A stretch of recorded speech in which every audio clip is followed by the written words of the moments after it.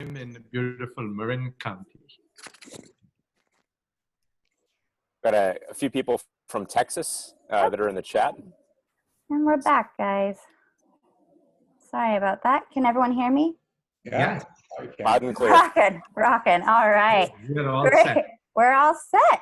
Okay. So thank you everyone for joining us today for Transportation Transformation. I'm going to go over the chat rules really quickly, and then we are going to dive into today's session. So my name is Maddie Watt. I am the Senior Manager of People and Programs at the Hive, and here are the chat rules. Please be respectful in the chat and refrain from product plugs. This is not the place.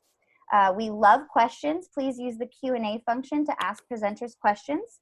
You can upvote the questions that you want to see answered.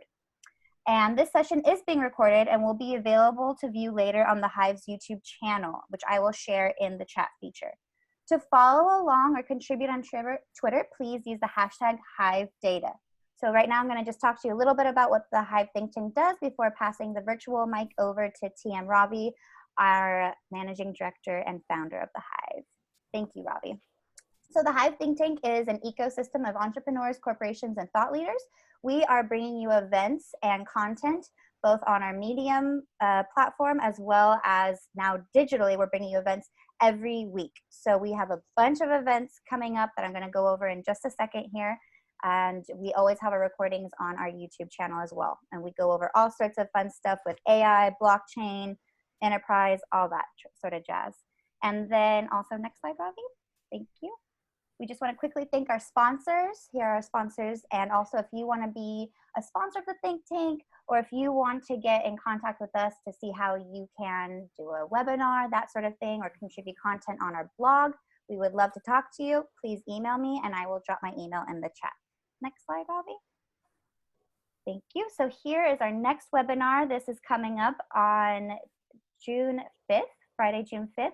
And we're going to be talking about contact tracing in the era of COVID-19 and privacy. We're super excited for that. And we just published that webinar today. So you can sign up through our meetup page, which I will drop in the chat. Next page. And then the next event we're going to have is on the 10th. And that will be on digital transformation in manufacturing in a post-pandemic world. And we have executives from Stanley Black & Decker and from Rockwell Automation. That should be a very interesting fireside chat we hope you'll join us for. And lastly, our next event will be on the book API Success. Similarly to today's talk, we're going to be deep diving into a book brought by a thought leader. The thought leader from API Success will be Nelson Pitrick, and we will be excited to talk about that on the 25th of June.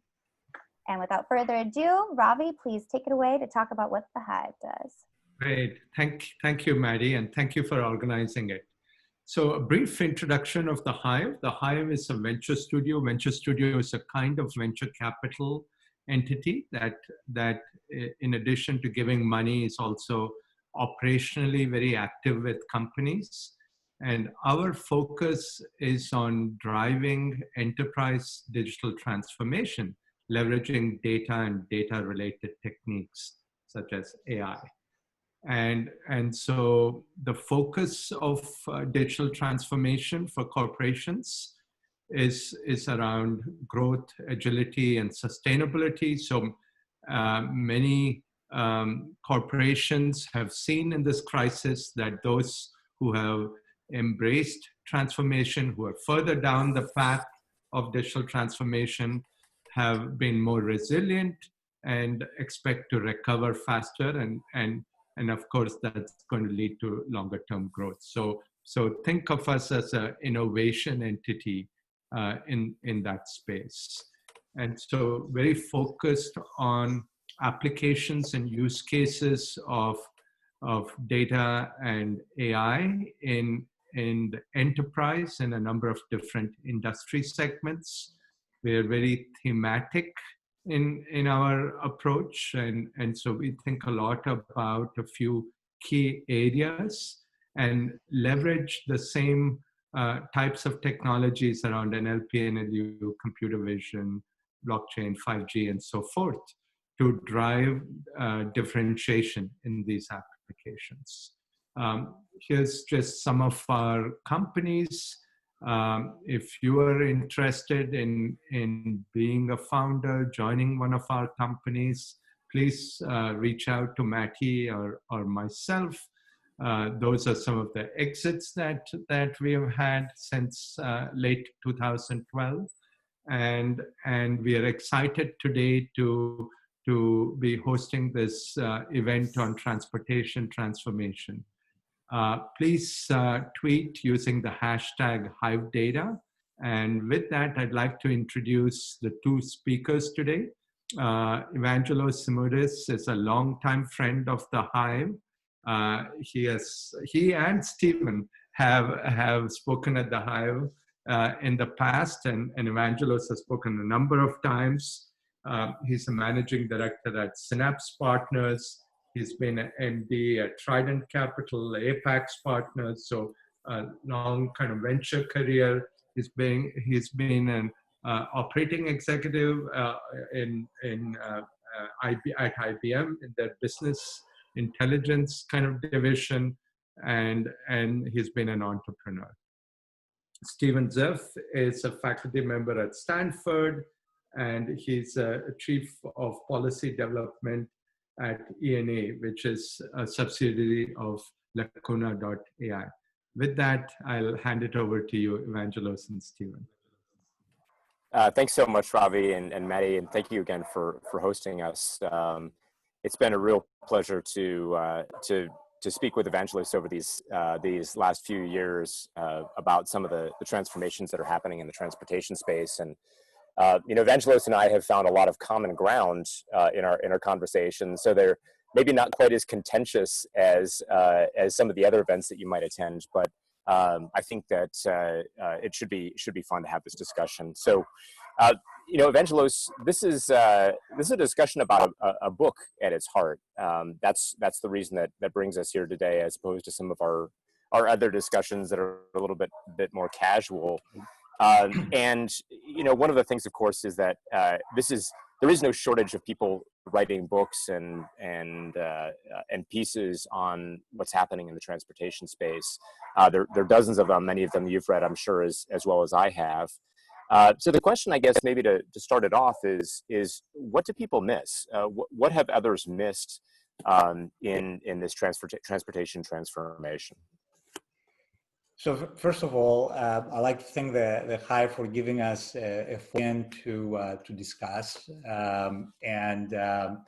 This is what I'm hoping, as I said, as you and I have said in the past, that we have a lot of common ideas and we agree on many topics. We will use that agreement to go a little deeper than a typical interaction or a typical fireside chat, be it virtual or physical, tends to do. So this is, in a sense, this book almost picks up from where my previous book ended. And the previous book was about the role of data in driverless mobility, which included both autonomous vehicles and mobility services. But the more about mobility, the more I realized that urban mobility in particular needs to change, and it needs to change over a period of years. In the book, I talk about a period that covers somewhere between 20 and 40 years. So this is a long-term horizon, which I believe will be necessary in order for these changes to be to take effect. Also, when I talk about mobility and transportation, I don't only mean passenger transportation, but I also mean the delivery of goods, which in cities, they're starting to play an increasingly larger role as we have become more dependent on e-commerce. Even before the pandemic has made us extremely dependent on delivery, we could source for goods delivery increasing dramatically. And what I have seen over, as I was looking at both previous work, but also the startups that come for funding in our company, the larger corporations we collaborate with, as all of the models that were being proposed were very siloed, right? So ride-hailing companies had one model of how to impact urban transportation. Automakers had different models of how to impact urban transportation. Cities were asking for something else. And the more I started thinking about it, the more I realized that based on the problems that we are facing, this type of siloed approaches actually create as many problems as try to solve. So the only way to move forward over this horizon will be to start establishing some meaningful collaborations between these entities. But their existing structures do not allow them to easily collaborate. And for that reason, I believe that first they need to transform, but they need to transform with that collaboration in mind. I mean, again, all of these companies, particularly the OEMs, given their history, they have gone through transformations, but those transformations had to do with operational efficiency. The information that I'm talking about here has to do with how we maximize our urban the urban transportation, and in the process move towards certain ideals, which may be mobility as a service. Evangelos, that's an interesting place to start. I think you said a number of times in a few different words that things have to change. We're at a point where things must change. So what's the forcing function? What is actually forcing this change now, rather than 5 years from now or 10 years ago? Well, there are. I don't think there's a single forcing function. What if the closest commonality that I have seen and I write about is the beginning essentially of the model is a shift that we have started observing with younger individuals to move from a model that's very car ownership centric to a model, to a more of initially at least a hybrid model that combines car ownership with transportation access. And eventually, in certain areas, that may do much more to transportation access than ownership. Now, as I say in the book, this model is not going to apply uniformly across the world. You will have geographies such as Europe where transportation access is viewed much more positively, and there are reasons for that. Car ownership being far more expensive than we have here in the US. Infrastructure is in better shape. In other geographies, we may see this transformation becoming much technology centric as opposed to policy centric. But we definitely see this model. Now the other point, the other observation I've made is that because of these local optimizations that had to be done that these various constituencies had done in the past, those have created problems in themselves, right? So you already hear reports about the question that ride-hailing has resulted in. You hear about the certain cities not being able to support their public transportation infrastructures. So you have all sorts of these local problems or localized problems that I think are leading to the need for that more wholesale transformation. Oh, I think you're absolutely right, and of course, many of these businesses aren't profitable today. Both the service businesses and even some of the product businesses, and so that's in a sense that's a forcing function. Is in fact running out of capital if you're in one of those businesses. Right. So it sounds like you've got a few theses that you set forth in this in this book. But there are definitely some first principles that are involved here. One of them, I think you've just mentioned, which is that there's a push towards access rather than ownership. Really, a demand for it.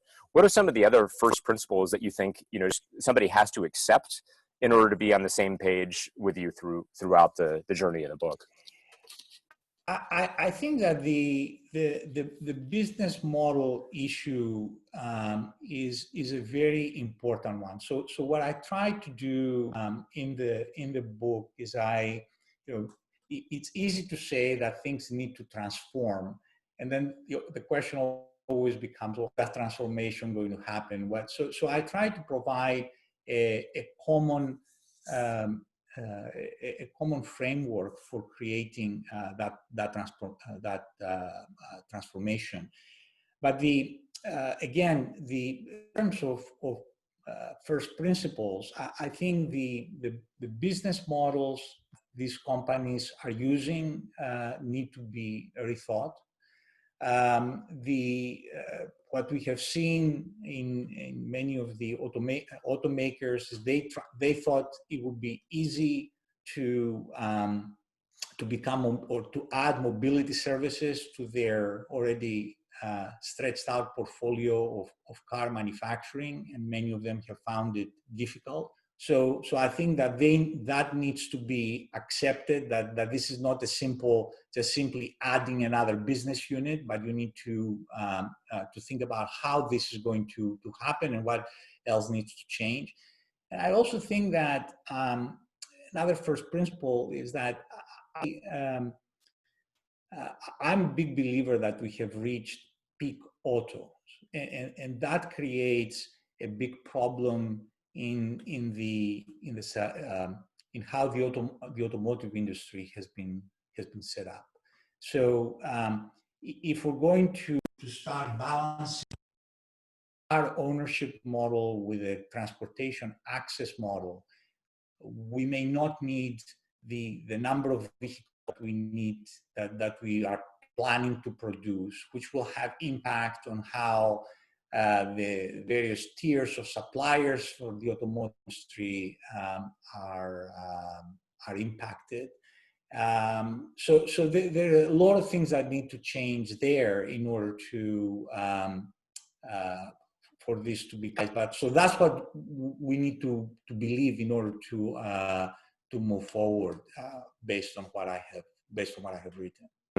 Yeah, that's great, Evangelos. So one of the things we were talking about earlier this week was about what are actually the contributions of this book, and you had described the framework for the nations here too. What are the kind of the basics, the building blocks of that framework for transportation that you see? Yeah.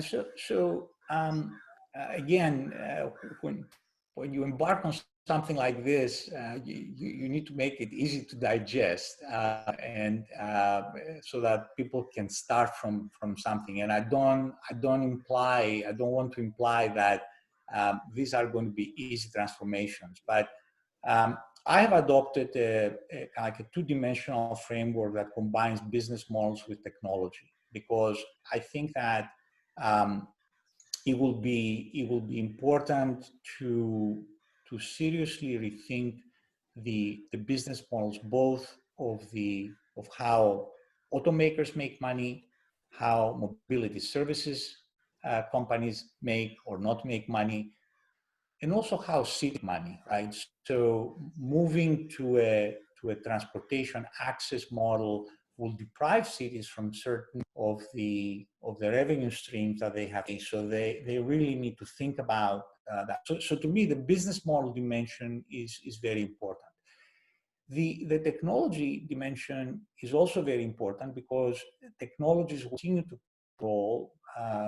Autonomous vehicles is one class of technologies, but it's not only class. So if I were to think, for example, of how automotive dealers or even automakers themselves would be able to sell digitally direct to the consumer, that implies a set of the adoption of certain digital platforms that and the understanding of the customer in ways that at least automakers today do not have. And we see it, in my firm, because we work with quite a few automakers and tier one suppliers. We see what are some of the problems of this lack of understanding that they have.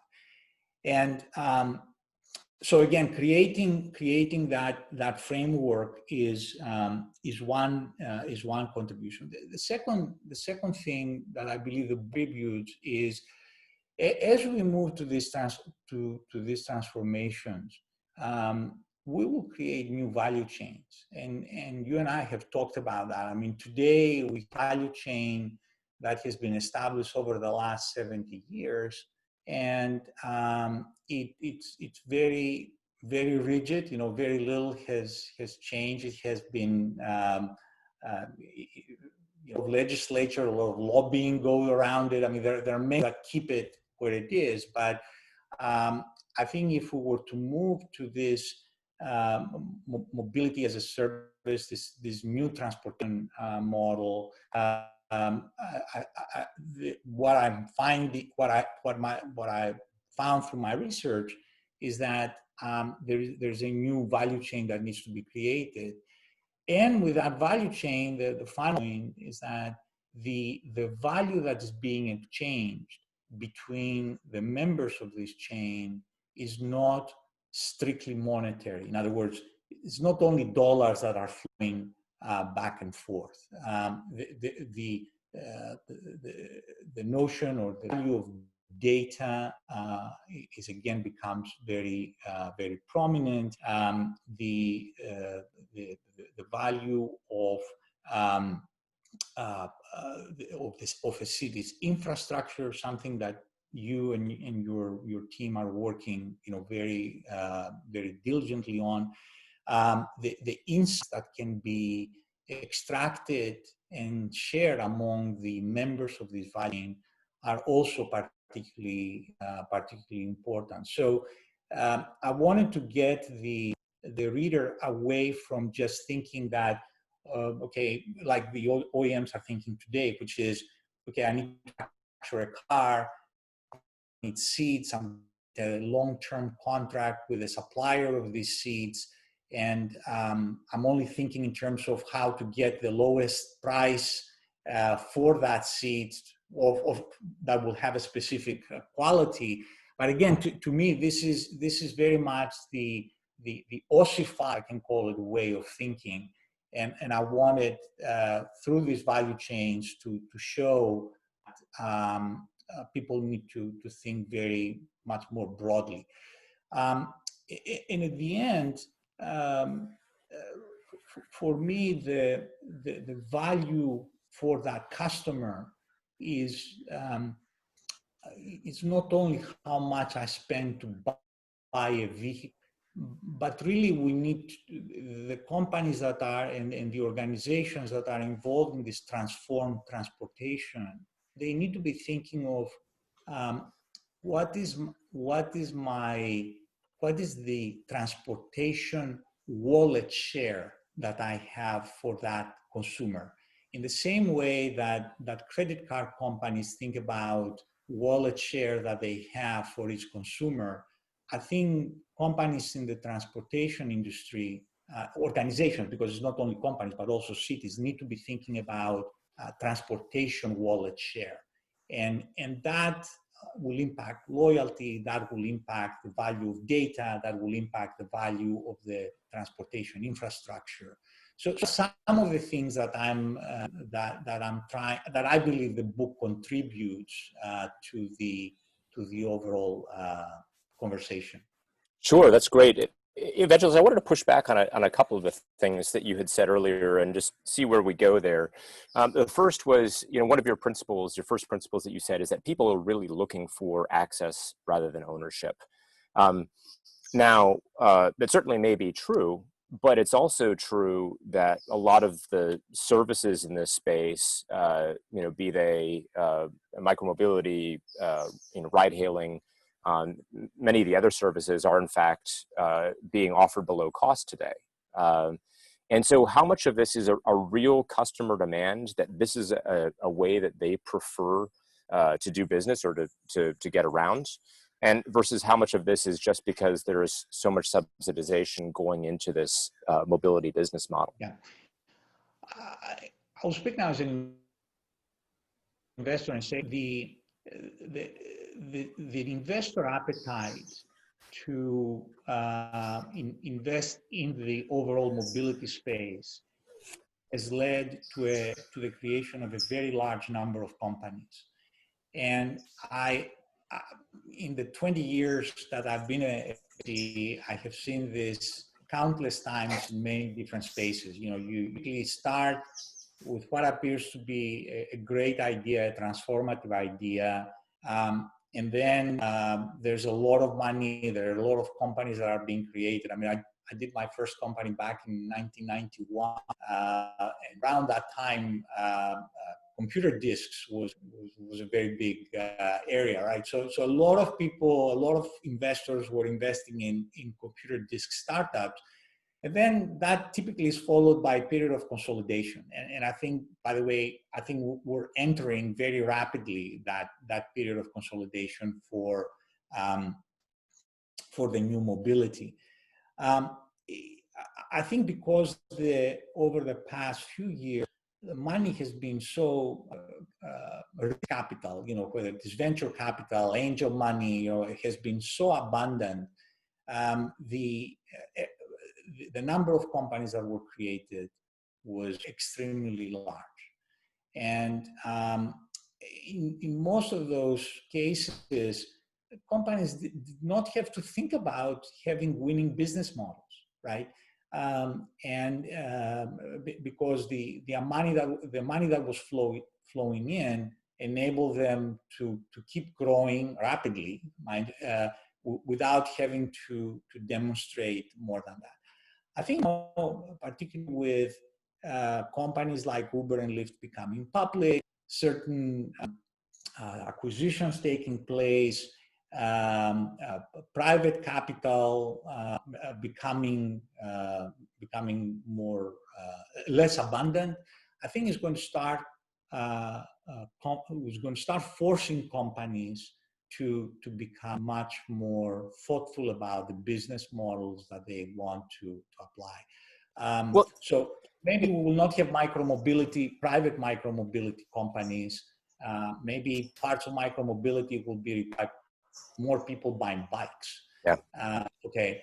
But that does not take away the fact that we are moving to a more multimodal world where several components of the transportation aspect will be offered as a service, and over some period of time in certain parts of the world we will have true mobility as a service. In other parts we'll have much more hybrid models, many of which will involve having a vehicle in your driveway. Mm. That's interesting. So, one of the things that we just can't get away from in the transportation business is that this is a very capital intensive business. I mean, it's building a new product from the ground up is almost always a $1 billion venture in the automotive space. And the cars themselves, even after they're produced, are quite valuable. And if there's a trend getting away from ownership, at the end of the day, somebody's got to hold these assets, right? And every few years, financial companies, be they captive finance of automotive industry or be they independent financial companies, find themselves underwater to the tune of hundreds of millions of dollars on leases that they're holding. So one of the things that I'm really curious about your opinion on is who ends up holding this risk. Somebody has to hold the asset, right? Be it the manufacturer or be it the company that's offering the service. So who do you envision is actually going to be holding the asset in this future down the road? So as I described in the book, for me, the next generation mobility, once this transformation starts in place, becomes fleet-based mobility. And to a certain extent, I'm happy to, while I was writing the book, to see more of the companies that started as transportation network companies starting to slowly out the fact that, well, maybe at some point we will need fleets. Now, I think what we will see, and I airline executives and executives from airline manufacturers, I think we will see this urban mobility business, this urban mobility environment becoming much closer in terms of holding and company structure to what the industry is. What I mean by that is that you will have the automakers will start spending a lot more of their efforts in developing these highly technologically advanced vehicles for fleets of some of fleets will be acquired directly by the fleet operators, let's say a company like Uber. Other fleets may be acquired by intermediaries who then turn around and lease them to the operator, right? So you'll have fleet financing companies, and you'll have fleet operators, and then you'll have other companies that specialize in the operation of that, making sure that the operation of that is at the level that is necessary for these companies to make money. So, for example, a lot of people talk about having those vehicles that operate 18 hours a day. Well, for that vehicle to operate 8 hours a day, it needs to be maintained in a specific way. It needs to be monitored in a specific way. And those are not functions that the fleet operator will necessarily do. The fleet operator will make sure that they maximize the revenue miles that they have for the consumers they serve. That's why I keep talking about the having the ownership of the consumer's transportation wallet. But there will be other companies that are thinking about how is each one of these vehicles going to be at the maximum capability. I mean, today, when we think about transportation network companies, it's the drivers, the owner of that vehicle, who is responsible for maintaining it, for keeping it clean, for making sure that they are courteous and when the passenger is on board and being courteous, especially when more than one passenger is on board. All of that now will need to be in a fleet-based environment, will be distributed among a variety of companies, which will need to adopt the right business models. Well, it's interesting. There's kind of I think a provocative series of questions here in the Q&A. Christopher asks, the question is, what is the asset moving forward? Is it the car itself, or is it the data that it produces? And I guess, consistent with that is the idea that companies came in and created this marketplace for mobility to ride-hailing companies and other businesses models as well. And those operational elements, let's say the fleet management, the cleaning, locating lost goods, maybe selling additional goods and services inside the car, like we've seen some of the companies do. So to me, I guess it's no surprise that the first place that people went was to the platform that would produce all the data, right? Where are people going? When do they want to go there? How frequently do they go there? So what are your thoughts on that topic? So again, as I said earlier, when you asked me about first principles, I think that these new value chains that will emerge have different forms of value. Even when you talk about data, as an example, there is a single type of data that is, I mean, there are multiple types of data that are being used in this transportation enterprise, if we can call it, urban transportation enterprise. And what I have seen from both from my interviews for as I was writing the book, but also from what I've seen from the interactions that we have in my firm with corporates as well as startups. Today, there seems to be an approach to data for companies to say what's mine is mine and what yours is mine, right? So they do not tease that apart. When we start to seriously think about data, I think that absolutely belongs to the OEM, to the vehicle manufacturer. So, whether that vehicle goes to a consumer or whether that vehicle goes to a fleet operator. On the other side, we keep talking about cities, there is absolutely data that needs to be captured and managed by the city.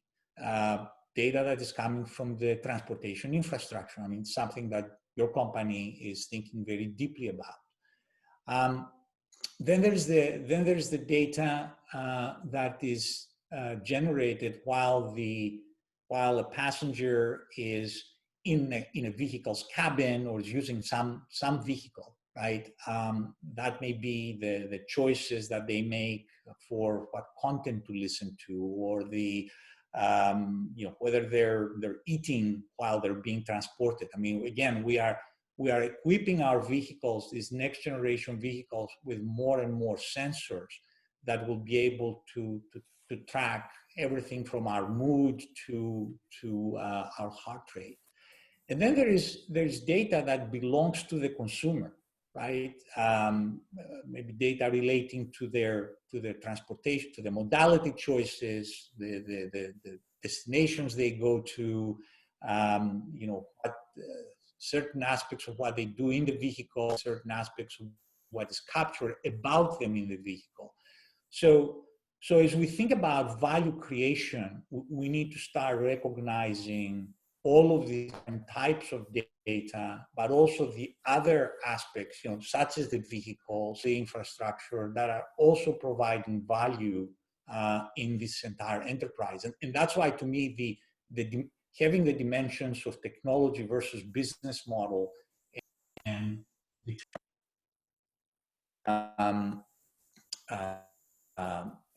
where everything is used is going to be important. Evangelos, you just said I see you're having some issues with your microphone there, but I think you said some really interesting things there, which is the ability of data to make the customer experience better.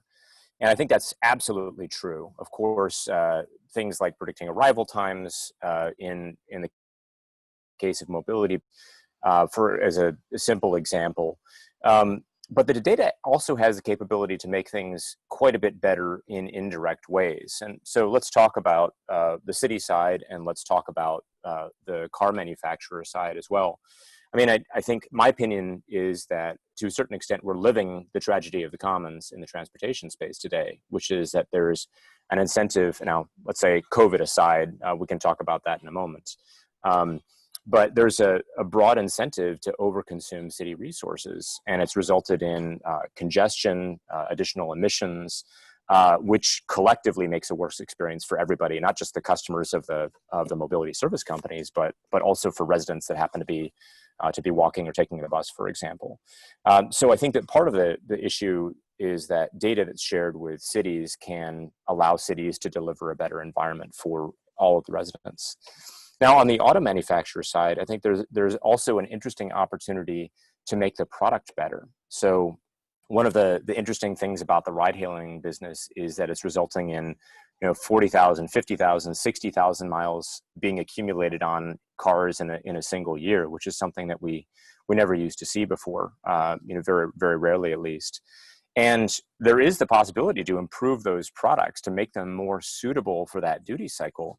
But in many cases, the manufacturers don't even know what the vehicle is being used for. I mean, maybe they could hypothesize based on some telematics data, perhaps. So how do you see, is there some sort of synergy between manufacturers and mobility companies that could actually result in a better product being manufactured for that purpose? That's something we certainly discussed a few months ago in our last meeting, but it's not happening yet. So how do we get past the barriers that allow that to happen? Well, so as I said before, I had, when I started writing this book, I tried to, as much as possible, to build upon what I had done in the previous one. In the first book, I talk about this simple value exchange, as I call it, right? And for me, one of the big problems in trying to quote unquote educate OEMs about data has been that idea that all the data that is coming from the vehicle belongs to them. And I think if you start with that assumption, you're going to fail. So you have to, and similarly, by the way, mobility services companies have that notion as well of closing in and saying, all the data that I capture is mine, right? So to me, in these value chains, very important will be to understand and define what will be the benefits from having certain types of data being exchanged between the constituencies, and so that they can provide an overall better value to the user of that service, right?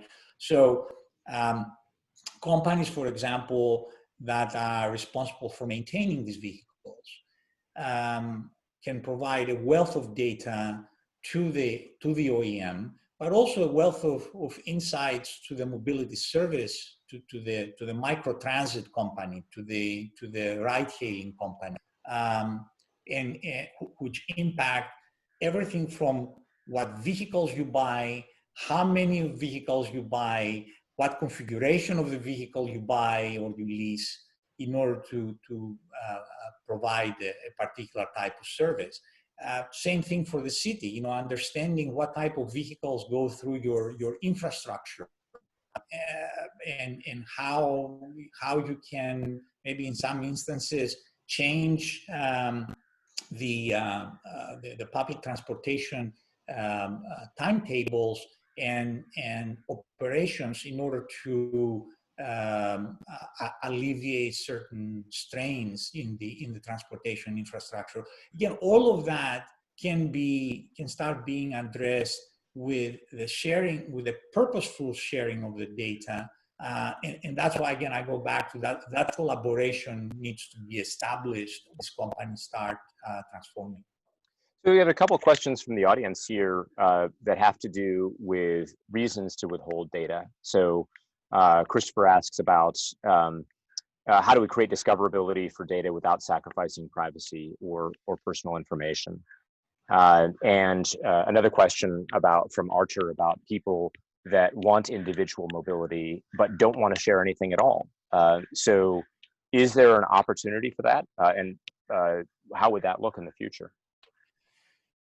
Well, I think that in the same way, over a number of years, we understood what we want and what we don't want there in the case of internet platforms, and what benefits and the detriments from that sharing or not sharing. I think that as we realize the value of data in transformed transportation, we will start establishing certain barriers or certain gates.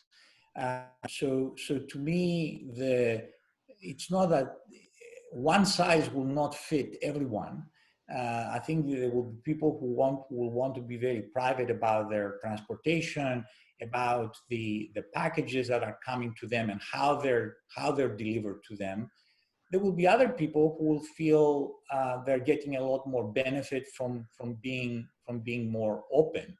If you look at a company like Tesla, they have convinced their consumers that by sharing a lot of data that is coming from their vehicles, they get certain benefits. Now, not everybody is going to buy it once they realize that, and not everybody who buys a Tesla may adhere to those type of sharing principles. But I think that, again, I keep going back to the fact that I see this transformation happening over a long period of time.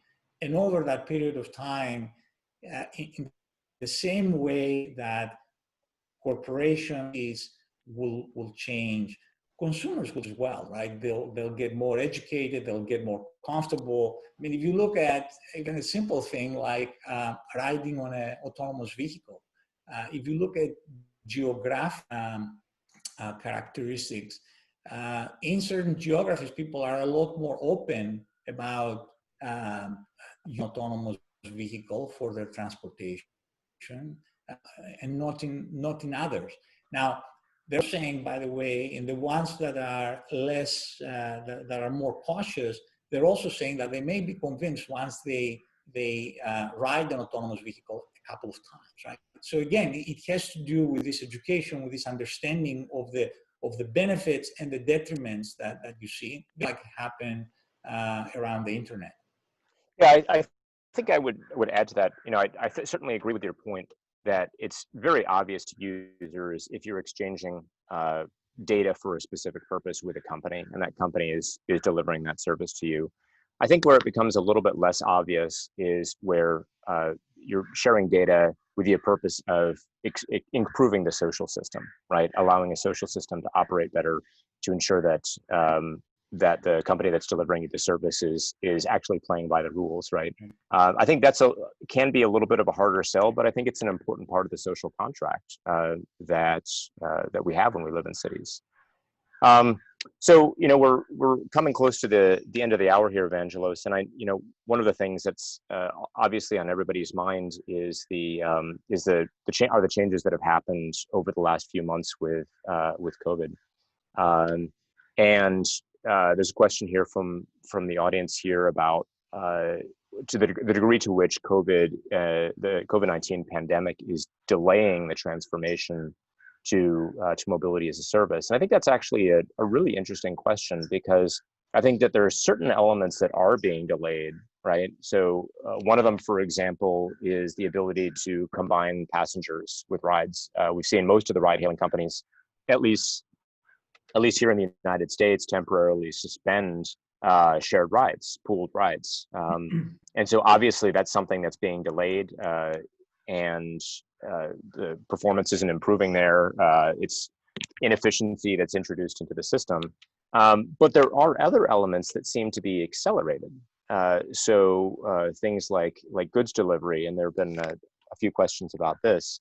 So where do you see kind of the COVID is really hurting this industry versus where it's actually accelerating some of the transformation? Look, I actually think that on several dimensions, it is making people much more conscious of how they use transportation. So I've been thinking a lot, even before the pandemic, about the relationship between transportation and work, since so much of our transportation is commuting to work, right? And a lot of people talk about telecommuting and working either from home or closer to home. And for those of us living in the area where information technology is a dominant industry, that may be easier than, say, in a place where manufacturing is a dominant industry, or other type of services that require people to work together as opposed to telecommute.